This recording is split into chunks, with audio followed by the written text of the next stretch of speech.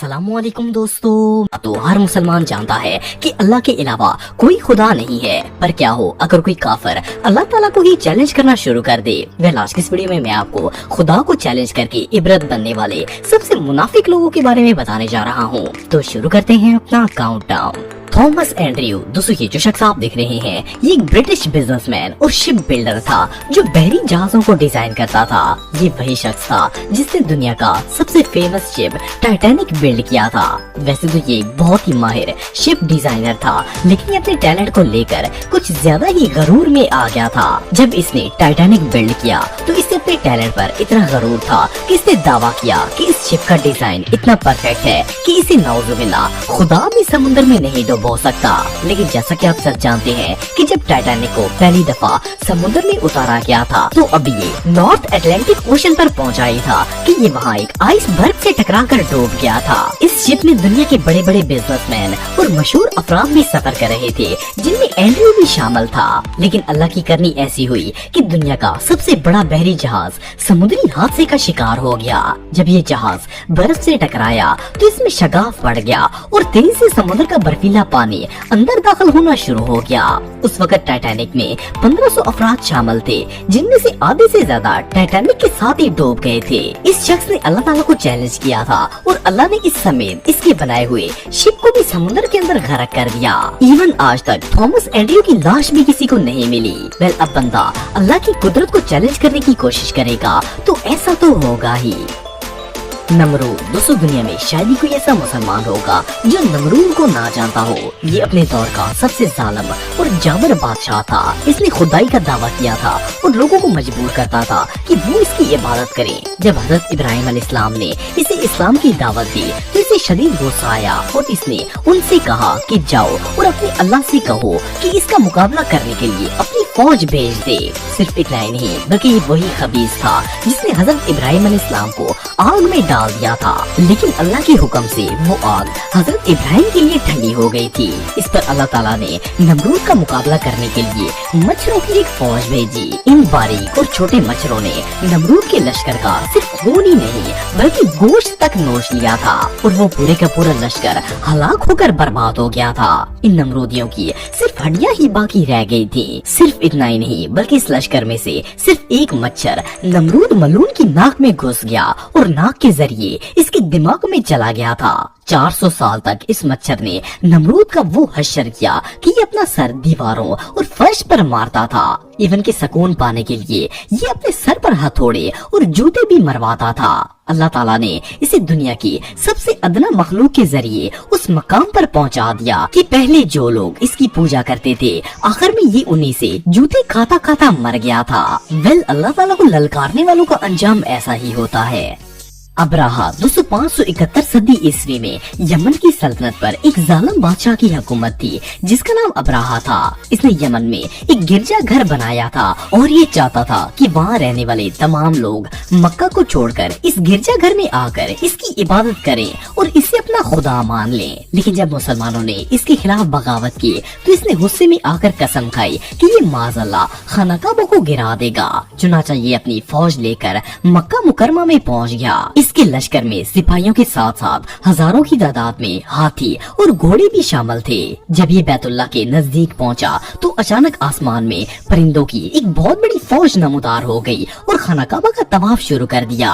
ये अल्लाह का मौजा था कि उसने अपने हरम की हिफाजत के लिए परिंदों का एक बहुत बड़ा झुंड भेज दिया था। अब्राहा के हाथियों और घोड़ों ने जैसे ही इन परिंदों को देखा तो वो बौखलाकर इधर उधर भागना शुरू हो गए। इन जानवरों पर आने वाले कुफ्फार न सिर्फ जमीन पर गिर गए बल्कि अपने ही जानवरों के पैरों तले आकर मरना स्टार्ट हो गए। सिर्फ इतना ही नहीं बल्कि इन परिंदों ने अल्लाह के हुक्म से अब्राहा और इसके पूरे लश्कर को आसमान से पत्थर मार मार कर हलाक कर दिया। इवन इस वाक़े के हवाले से कुरान पाक में एक सूरत भी नाज़िल फरमाई गई है जिसका नाम सूरह फील है। बेशक अल्लाह ताला हर चीज पर कादर है। फिरौन, दोस्तों अगर फिरौन को इस्लामी तारीख का सबसे बड़ा बदबख्त कहा जाए तो ये बात गलत नहीं होगी। ये मिस्र का बादशाह था। फिरौन उन बदबख्त इंसानों में से एक था जिसने खुदाई का दावा किया और कहा कि इसके अलावा और कोई खुदा नहीं है। इवन ये लोगों को अपनी इबादत करने पर मजबूर करता और जो इसकी इबादत ना करते ये उसे कत्ल करवा देता। हजरत मूसा अलैहिस्सलाम फिरौन के पास अल्लाह ताला का पैगाम लेकर गए और इससे कहा कि वो मजलूम लोगों के साथ ज्यादती करना छोड़ दे वरना अल्लाह का अजाब इसे ले डूबेगा। इस पर फिरौन हजरत मूसा अलैहिस्सलाम का मजाक उड़ाने लगा और इनसे कहा कि यहाँ का खुदा मैं हूँ, मैं किसी के हुक्म को नहीं मानता। इस काफिर ने हजरत मूसा अलैहिस्सलाम और इनकी कौम बनी इसराइल को कत्ल करने का इरादा कर लिया, लेकिन अल्लाह ताला ने हजरत मूसा की मदद फरमाई और इन्हें अपनी कौम के साथ दरियाए नील पार करने का हुक्म दिया। फिरौन ने इनका पीछा करने की कोशिश की, लेकिन अल्लाह ताला के हुक्म से मूसा अलैहिस्सलाम की कौम के लिए दरिया में रास्ता बन गया और जब फिरौन ने इस रास्ते पर चलने की कोशिश की तो वो अपने लश्कर समेत दरिया के अंदर डूबकर गर्क हो गया। वैसे तो फिरौन पानी में डूबकर हलाक हो गया था, लेकिन अल्लाह ताला ने इसे क़यामत तक आने वाले लोगों के लिए इबरत का निशान बनाया और इसकी लाश को महफूज रख दिया। इवन हजारों साल गुजरने के बावजूद आज भी इसकी मम्मी मिस्र के म्यूजियम में ख्वार हो रही है। शद्दाद, दोस्तों शद्दाद का ताल्लुक कौम आद से था। ये उनका बादशाह था और अपने आप को खुदा मानता था। कौम आद को अल्लाह ताला ने दौलत, ताकत और दुनिया की हर नेमत से नवाजा था, लेकिन इतनी ज्यादा नेमतें होने के बायस ये लोग भटक गए और मुनकरे खुदा हो गए। लेकिन अल्लाह ताला ने इन्हें हिदायत देने के लिए हजरत हूद अलैहिस्सलाम को भेज दिया। जब हजरत हूद अलैहिस्सलाम ने शहाद को अल्लाह ताला के रास्ते पर बुलाया तो ये उनकी तौहीन करना शुरू हो गया।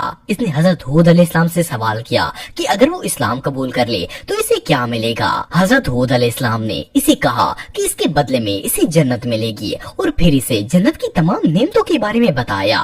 इस पर वो कहके लगा के हंसने लगा और बोला कि ये कौन सी बड़ी बात है, ऐसी जन्नत तो मैं खुद भी तैयार कर सकता हूँ। इस बदबख्त ने अल्लाह का मुकाबला करते हुए अपनी सल्तनत पर पूरी जन्नत तामीर करवाई और इसका नक्शा बिल्कुल वैसा ही रखा जैसा हजरत हूद अलैहिस्सलाम ने इसे बताया था।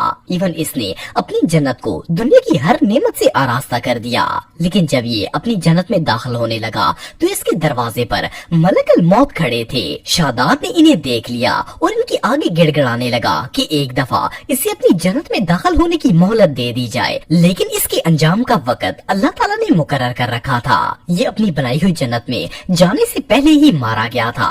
वेल, अल्लाह के मुनकर के लिए इससे बेहतर सजा और क्या हो सकती है। स्टीफन हॉकिंग, दोस्तों ये जो शख्स आप देख रहे हैं इसका शुमार दुनिया के सबसे फेमस साइंटिस्ट में होता है। इस मनहूस ने अल्लाह के वजूद को मानने से इनकार कर दिया और सारी दुनिया के सामने ये कहा कि इस दुनिया में खुदा एग्जिस्ट ही नहीं करता और न ही कोई दुनिया को चला रहा है। ये बदबख्त अल्लाह पर एक किताब भी लिख रहा था जिसका नाम bring answers to big questions था। इसने अपनी किताब में लिखा कि सदियों से लोग ये सोचते आ रहे हैं कि मुझ जैसे माजूर लोग अल्लाह की सजा का शिकार हैं, लेकिन ऐसा नहीं है। हमारी किस्मत कोई नहीं लिखता। इवन इस काफिर ने ये भी कहा कि मरने के बाद इंसान के साथ कुछ नहीं होगा और जन्नत भी कोई चीज नहीं है। इसने ऐलानिया ये बात कही कि नाउजुबिल्लाह खुदा का कोई वजूद नहीं है और वो किसी खुदा पर यकीन नहीं रखता। लेकिन इसे इल्म ही नहीं था कि जिस जात के बारे में ये इतनी बड़ी बकवास कर रहा है इसकी एक कुन पर वो तो क्या पूरी दुनिया फना हो सकती है। इस मालून पर अल्लाह का ऐसा अजाब हुआ